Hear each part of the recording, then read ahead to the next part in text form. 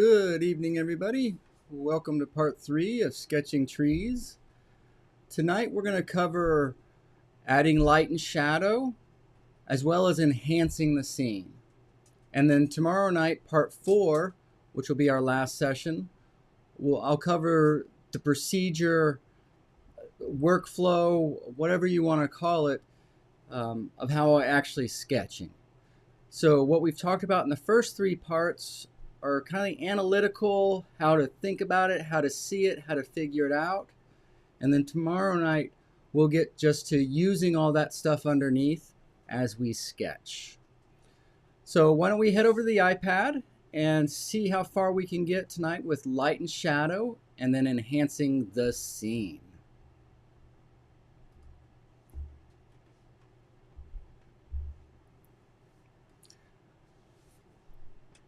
So let's work with this one tonight. And again, we want to start off very simple and understanding. If one of the first things we did was to see this simply. And what you would do with this shape is, if you had some time, you would just move it around on the paper till you got it where you want it. And at the end of this, you'll see some other things that you could interact with this shape to move around. But that's going to be a little bit more of an advanced lesson, so we're not going to go too far into that. But we see it simply, the big overall shape, so that we can redesign our scene. Then within that shape, we want to find a beautiful gesture, a beautiful movement. Okay, we're going to turn that beautiful movement. Oops. What happened to my... I guess I skipped the 2-dimensional shapes. But we go from 2-dimensional shapes to 3-dimensional shapes. Right? So that it's represented as such. And I'd like everybody to recognize that at this point, I want this form in space to look good. Even if it means that I have to veer away from what the actual tree looks like. Unless I'm doing a very specific portrait of this tree, everything's going to be sacrificed for the beauty on the paper. Okay, so one of the first classes in the online school is charcoal sketching, fundamentals of form. And in that class, I cover how to light simple forms, and the cylinder is one of them.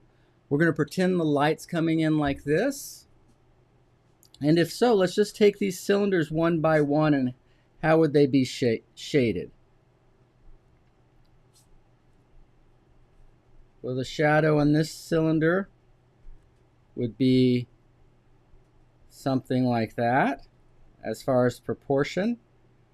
The next one on top of it, the shadow won't be so wide because it changes direction, right? And then as it, let's see, I did this a little bit backwards. Let's see here. So that's facing up, so that's actually going to get less shadow. We'd get a little bit more here. And then again, we're facing up towards the sun, so that would get less again. And then it's coming towards us, so that's going to get mostly in shadow.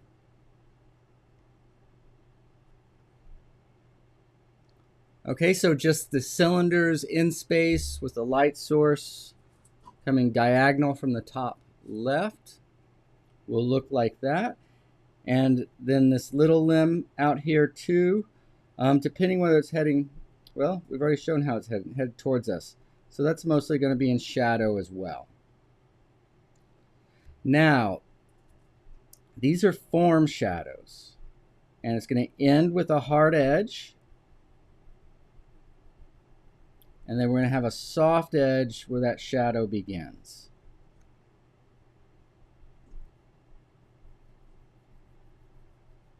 right? So that sequence always stays the same. The only thing that's going to change is how big that shadow is, how much of the proportion of the cylinder it takes up.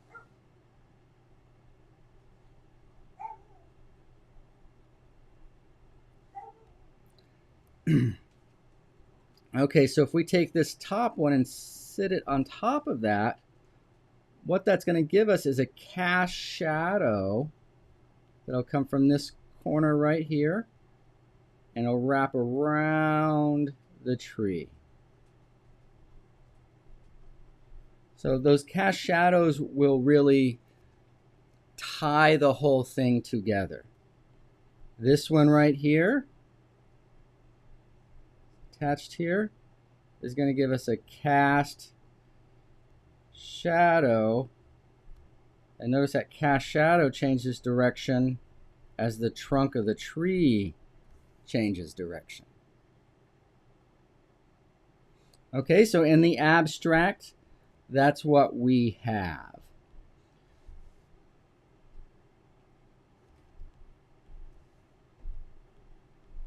Now, if we take our drawing to the next step away and then connect those three-dimensional shapes, we get our bends and our stretches. And then what does our shadow look like there?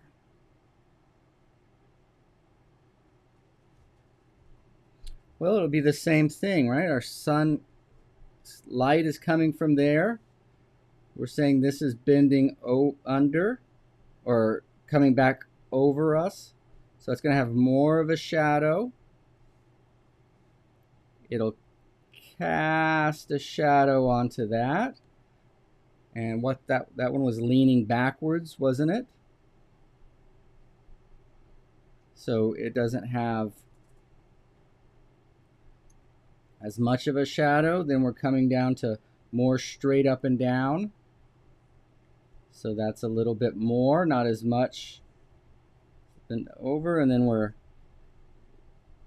tilting back to the sun, not so much. This one, most all of that's going to be in shadow. And then that cast shadow, we'll run across. Once it hits that other thing, it'll change directions.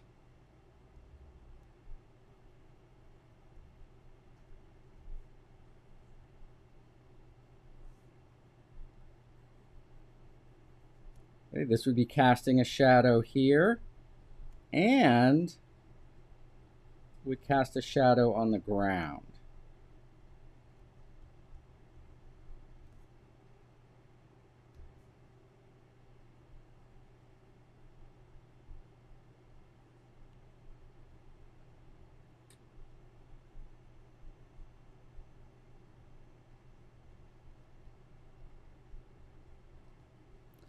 Again, if you're unsure about the light and shadow, the Fundamental Forms course talks. That's what that course is all about, is how you draw these forms in three-dimension space and then how we light them.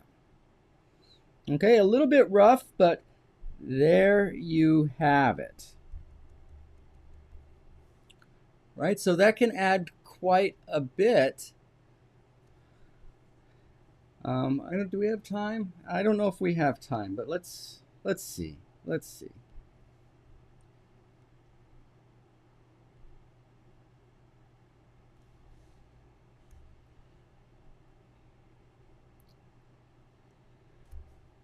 So what I want to talk about is a bend. What happens when we get to a bend? So let's say we have coming like this, coming like this. So we got bends. This is going to be like that. That's going to be like that. What's actually happening right there? Well, what's going to happen is these bends are, like if I was to draw a circle over the top of them, it would go like that, right? It creates these ripples or form. And if we light and shadow that form, so soft edge as it turns into shadow, And then the shadow will cast a shadow down. Soft edge into this. And then this will cast a shadow down. So I know that's pretty quick, but that little bit right there can say so much, right? And give you so much character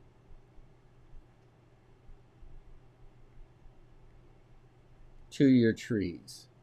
Okay, again, what we're trying to do is understand this in the simplest possible terms so we can master it.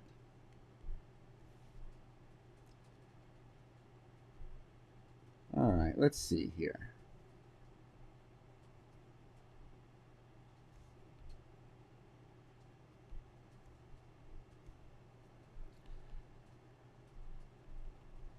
So we're going to have to back up a little bit before we go into how to enhance this scene. And let's see, let's take this off of here.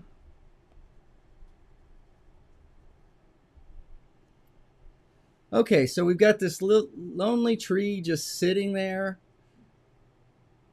So what? Big deal. Well, let's say that's the very best we can draw a tree. That's the best we got. We can't do any better. How are we going to improve this? Well, one thing we can do is we can take the pressure off the tree a bit. And what does that mean? Well, if you've got one actor on the stage with no props and just a spotlight on them, everything that actor does, says, movement, gesture, he better have spot on because there's nothing to cover. But if he's got some props up there, maybe a little path around him,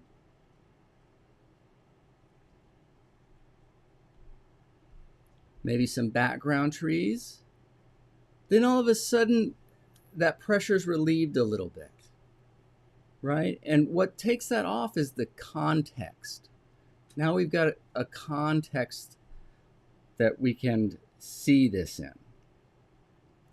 And with just a little bit of work and effort, right, we can make this into even a bigger deal. In the online course, I talk about different ways to create movement. And one of those ways is proportion. And all that means is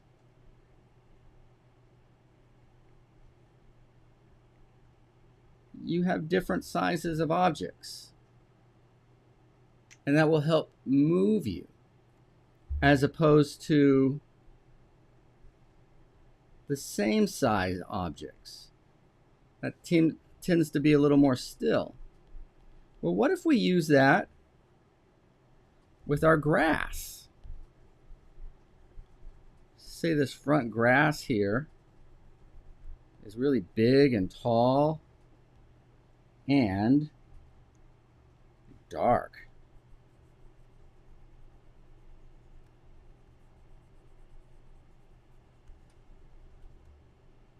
Then as it goes back, it's going to get a little bit shorter.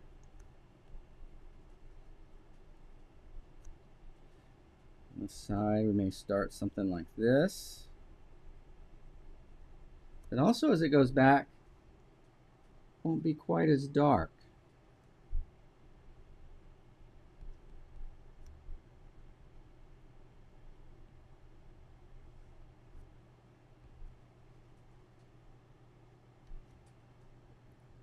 Smaller still, not quite as dark.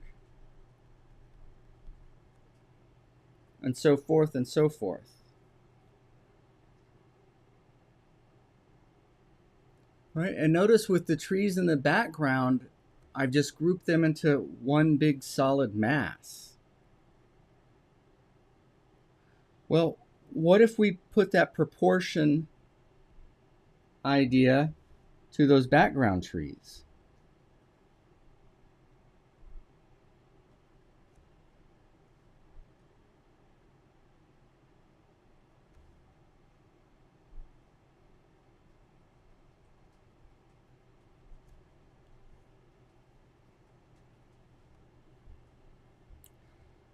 let's say perhaps we have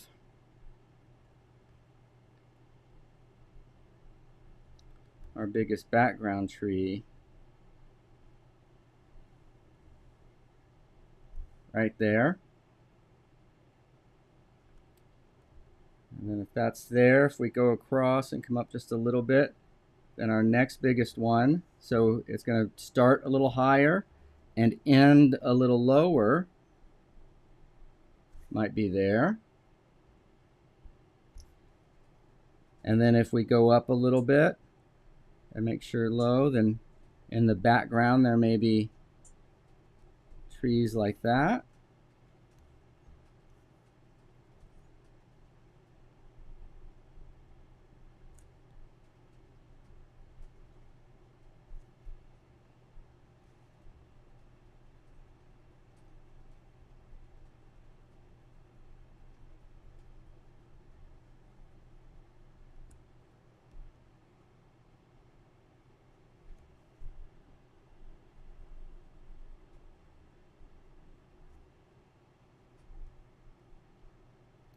Not quite so dark as we go back,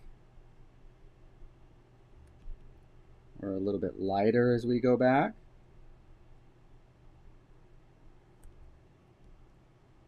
And even lighter as we go way back here.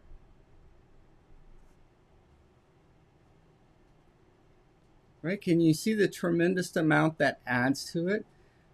Now, granted, you're going to have to add a little more character to this tree, but this isn't about finish, right? This is about understanding the substructures that we're building all this on, right? It turns out the finish is actually pretty simple if you can understand this and if you design this well. How are we doing on time? All right. All right, so we got through this a little quicker than I anticipated. So a lot quicker than I anticipated. So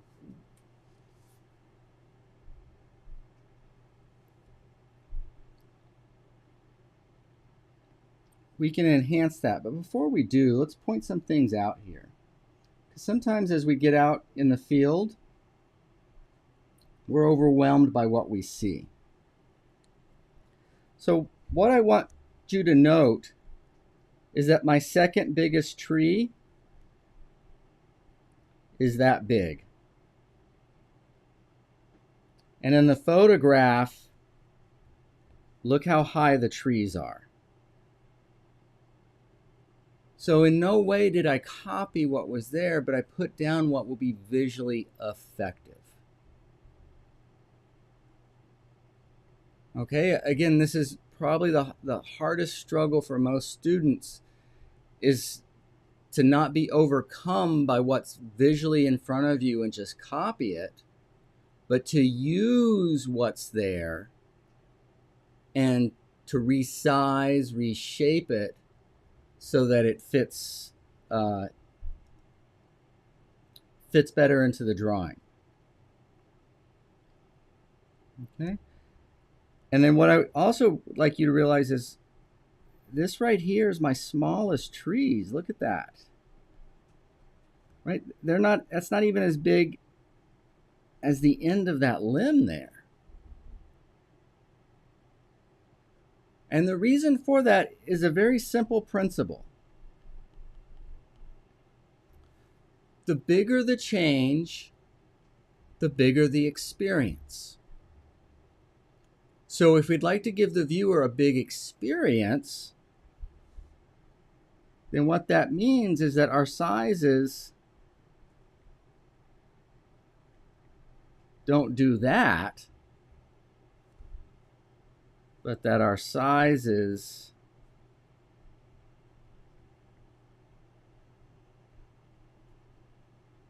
might do that. Okay, so when you hear art teachers and artists say exaggerate, they're talking about these proportions. And you want to exaggerate not for the sake of exaggeration, but for the sake of giving the viewer a bigger, a larger, a more powerful experience.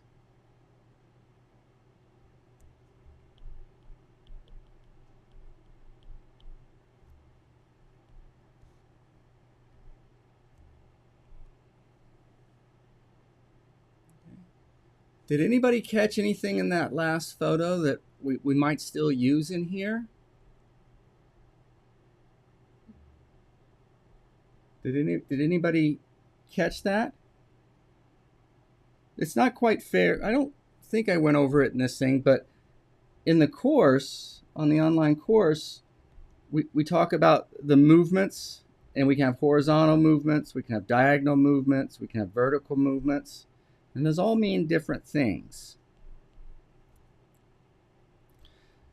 So I could choose to have us focus right here, or I could choose to have us focus up here, right? We want to choose where a finish is on this tree.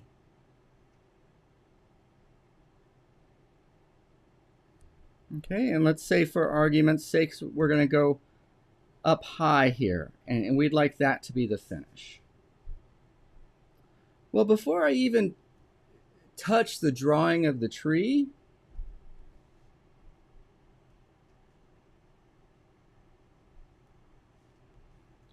I'm probably going to think about taking some clouds and running them right through the tree where I'd like you to focus.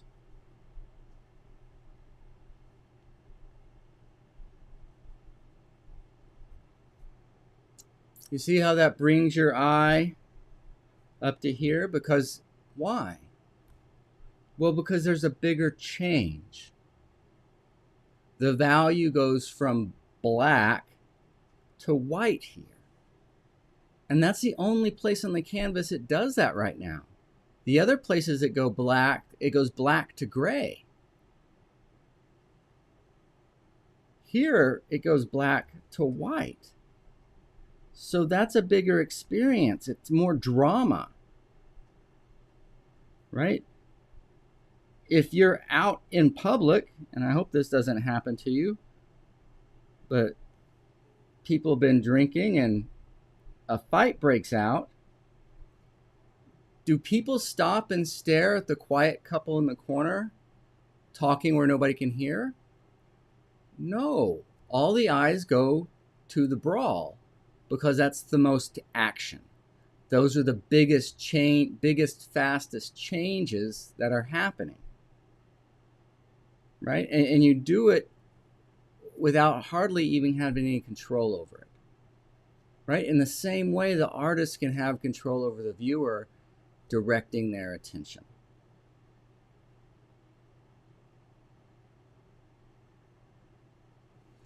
Okay, so we poured a lot on right there. We poured a lot on, a lot more than I thought we would get. Now what happens if we back all of this out? Oops, I forgot I had done some drawing on here.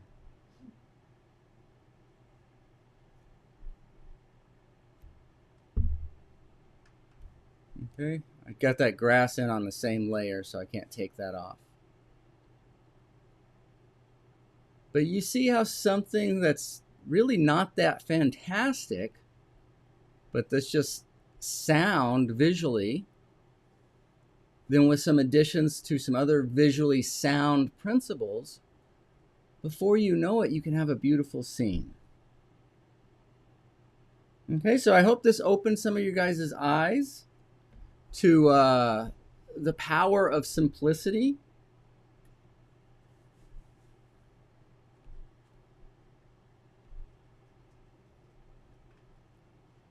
Right, and the other thing is, look, we were here, this was under half an hour, and look how much we figured out. Now I can decide, does that second tree really want to be that big?